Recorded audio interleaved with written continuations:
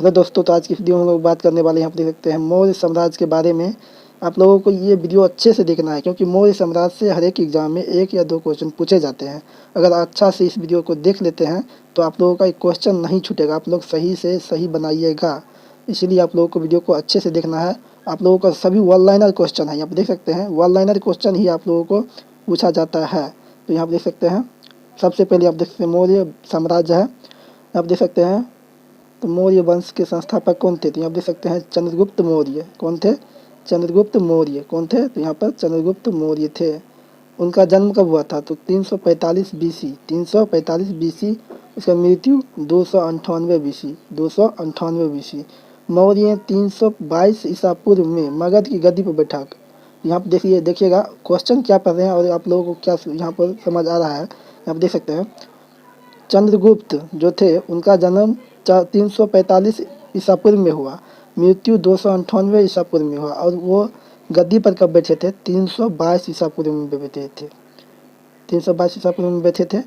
और वह चंद्रगुप्त मौर्य कौन से धर्म को मानते थे? वो जैन धर्म को मानते थे। आप देख सकते हैं इसी प्रकार से क्वेश्चन पूछा जाता है। जैसे आप लोगों को पूछ देगा इनमें से कौन जैन धर्म को मानने वाले राजा थे, तो यहाँ पर ऑप्शन दे देगा चंद्रगुप्त मौर्य। इसी प्रकार से क्वेश्चन बनाया जाता है। तो यहाँ पर ये पढ़ लीजिएगा तो आप लोगों को क्वेश्चन बन जाएगा। उसके बाद देख सकते हैं जस्टिन ने चंद्रगुप्त मौर्य को कौन सी, मतलब पूछेगा कौन सी उपाधि दिया था? तो ये दिए थे चंद्रोकोटस की उपाधि दिए थे, चंद्रोकोटस की उपाधि दिए थे। मतलब चंद्रोकोटस जिसकी पहचान विलियम जोन्स ने किया था चंद्रगुप्त मौर्य के रूप में। ठीक। उसके बाद देख सकते हैं मुद्रा राक्षस में चंद्रगुप्त मौर्य के लिए किस शब्द का प्रयोग किया गया था? आप देख सकते हैं ब्रीसल, ब्रीसल शब्द का प्रयोग किया गया है। उसके बाद देख सकते हैं घनानंद को हराने में चंद्रगुप्त मौर्य की सहायता किसने की थी? तो ये चाणक्य, चाणक्य जो कौटिल्य थे उन्हीं का नाम चाणक्य है, उन्हीं का नाम विष्णुगुप्त है। उसके बाद देख सकते हैं अर्थशास्त्र पुस्तक के लेखक, ये नहीं समझिएगा अर्थशास्त्र ये राजनीतिक से संबंधित है, जिन्हें कौन लिखे हैं? आप देख सकते हैं लेखक कौन है? तो ये चाणक्य कौटिल्य ही है। उसके बाद देख सकते हैं मुद्रा राक्षस पुस्तक के लेखक विशाख दत्त हैं, विशाख दत्त। उसके बाद देख लीजिए चंद्रगुप्त मौर्य किस धर्म का अनुयायी था? तो ये जैन धर्म का था, ऊपर में आप लोग को बताया यहाँ पर। उसके बाद देख सकते हैं चंद्रगुप्त मौर्य ने सेल्यूकस निकेटर को कब हराया था? सेल्यूकस निकेटर को 305 ईसा पूर्व में हराया था। उसके बाद देख सकते हैं चंद्रगुप्त, उसके बाद देख सकते हैं चंद्रगुप्त मौर्य ने जैन धर्म की दीक्षा किससे प्राप्त किया था? तो ये गुरु भद्रबाहु से किए थे, गुरु भद्रबाहु से। उसके बाद सेल्यूकस निकेटर का राजदूत कौन था? तो ये मेगास्थनीज था। मेगास्थनीज ने कौन सी पुस्तक लिखी? तो यहाँ पर देख सकते हैं इंडिका पुस्तक लिखे थे, इंडिका पुस्तक के लेखक मेगास्थनीज। उसके बाद देख सकते हैं चंद्रगुप्त मौर्य और सेल्यूकस निकेटर के बीच हुआ युद्ध वर्णन किसने किया था? यहाँ पर देख सकते हैं मैक्टियंस, मैक्टियंस के नाम से किया गया था। उसके बाद देख सकते हैं चंद्रगुप्त मौर्य का उत्तराधिकारी कौन था? तो वो बिंदुसार था, बिंदुसार। उसके बाद देख सकते हैं अमित्रघात के नाम से जाने जाने वाले कौन थे? यहाँ देख सकते हैं किसे जाने जाते थे? यहाँ देख सकते हैं ये हो जाएगा बिंदुसार। और कुनिक के नाम से वो वाला हो जाएगा हर्यक वंश का अजातशत्रु, यहाँ देख सकते हैं। और उसके बाद देख सकते हैं बिंदुसार किस वंश का किस धर्म का अनुयायी था? तो ये आजीवक संप्रदाय का अनुयायी था। उसके बाद आजीवक संप्रदाय के संस्थापक कौन थे? तो ये मखली गोसाल थे।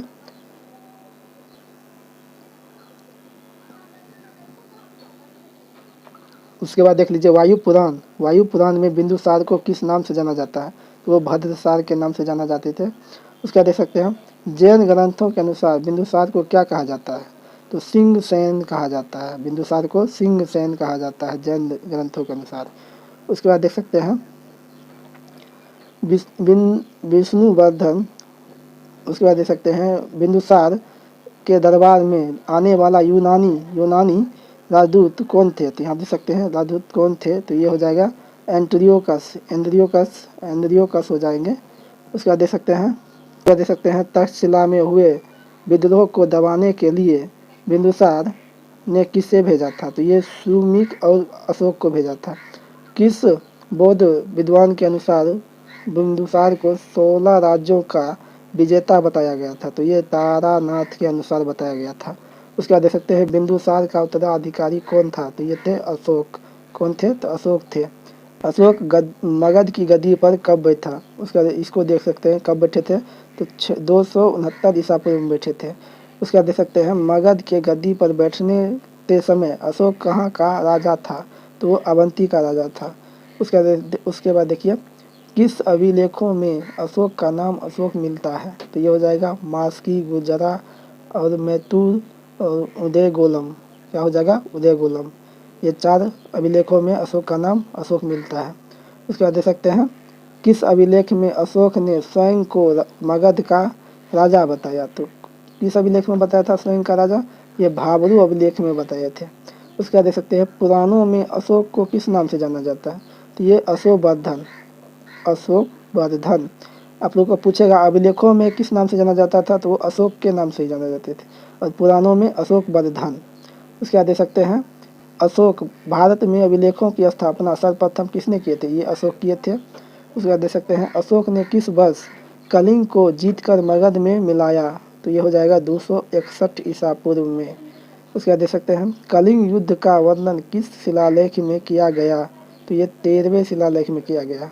उसके बाद देखिए मनुष्य और पशु मेलों की चिकित्सा व्याख्या का वर्णन उल्लेख किस शिलालेख में है, तो ये दूसरी अभिलेख में दूसरी शिलालेख में है। उसके बाद देख लीजिए अशोक ने अपने किस शिलालेख में तीर्थ भागों का उल्लेख किया, तो ये हो जाएगा 7वीं और 8वां पर। अशोक ने बौद्ध धर्म की दीक्षा किससे ग्रहण किया था, तो ये उपगुप्त हो जाएगा। ये क्वेश्चन पूछा जाता है, इसको इम्पोर्टेंट कर लीजिएगा। उसके बाद देखिए अशोक ने आजीविकों को रहने के लिए किस पहाड़ी में 4 गुफाओं का निर्माण कराया, तो ये हो जाएगा बराबर की पहाड़ियाँ। कर्ण, कौन कौन से 4 गुफा का नाम कौन कौन था, तो कर्ण, चौपाल, सुदामा, विश्व झोपड़ी, ये हो जाएगा 4 गुफाएं के नाम। उसके बाद देख सकते हैं बौद्ध धर्म के प्रचार प्रसार के लिए अशोक ने अपने पुत्र महेंद्र और पुत्री संघमित्रा को कहाँ भेजा, तो ये श्रीलंका भेजे थे। कहाँ भेजे थे, तो ये श्रीलंका। उसके बाद देख सकते हैं अशोक के शिलालेखों की खोज सर्वप्रथम किसने किया था, प्रादही पैंथलर ने किया था 1750 में। उसके बाद देख सकते हैं अशोक के शिलालेखों का सर्वप्रथम किसने पढ़ा था, तो जेम्स प्रिंसेप ने पढ़ा था 1637 ईस्वी में। खोजा गया था 1750 में और पढ़ा गया था 1837 में। उसके बाद देख सकते हैं अशोक के स्तंभ लेखों को किस लिपि में लिखी गई, तो ये ब्राही लिपि था। उसके बाद देख सकते हैं किस अभिलेखों को रानी का अभिलेख कहा जाता है, तो ये कौशाम्बी अभिलेख हो जाएगा। उसके बाद देख सकते हैं अशोक का सबसे लंबा अभिलेख कौन सा है, तो ये 7वां अभिलेख हो जाता है। अशोक का कौन सा अभिलेख कौन सा है, तो ये हो जाएगा स्वामिदी। अशोक का स्वयं का अभिलेख कौन सा है, तो ये स्वामिदी हो जाएगा। उसके बाद देख सकते हैं अशोक के समय मौर्य साम्राज्य में प्रांतों की संख्या कितनी थी, प्रांतों की संख्या कितनी थी। उसके बाद देख सकते हैं अशोक के समय मौर्य साम्राज्य में प्रांतों की संख्या कितनी थी, तो ये हो जाएगा 5। उसके बाद देख लीजिए मौर्य साम्राज्य में प्रशासन की छोटी इकाई को क्या कहा जाता, तो ये ग्राम कहा जाता था। क्या कहा जाता था, तो ये ग्राम कहा जाता था। उसके बाद देखिए मौर्य काल में बिक्री दर बचाने वाले को कौन सा दंड दिया जाता था, तो ये मृत्यु दंड, सीधे मृत्यु दंड। उसके बाद देख लीजिए मौर्य काल में मार्ग निर्माण अधिकारी को क्या कहा जाता था, एग्रोनोमाई। अर्थशास्त्र में गुप्तचर के किस शब्द का प्रयोग किया गया था, तो ये गुड पुरुष। मौर्य काल में सरकारी भूमि को क्या कहा जाता, तो सीता भूमि कहा जाता था। मेगास्थनीज के अनुसार भारतीय समाज को कितने भागों में बांटा गया, तो 7 भागों में। अशोक राम विहार कहाँ स्थित है, तो पाटलिपुत्र में स्थित है। नंद वंश के विनाश करने में चंद्रगुप्त मौर्य ने किसे सहायता प्राप्त की थी, कश्मीर के राजा प्रवर्तक से अपनी सहायता प्राप्त की। उसके बाद देख सकते हैं मौर्य वंश का अंतिम शासक कौन था, तो बृहदत्त। उसके बाद देख सकते हैं सैन्य विभाग का सबसे बड़ा अधिकारी सेनापति होता था।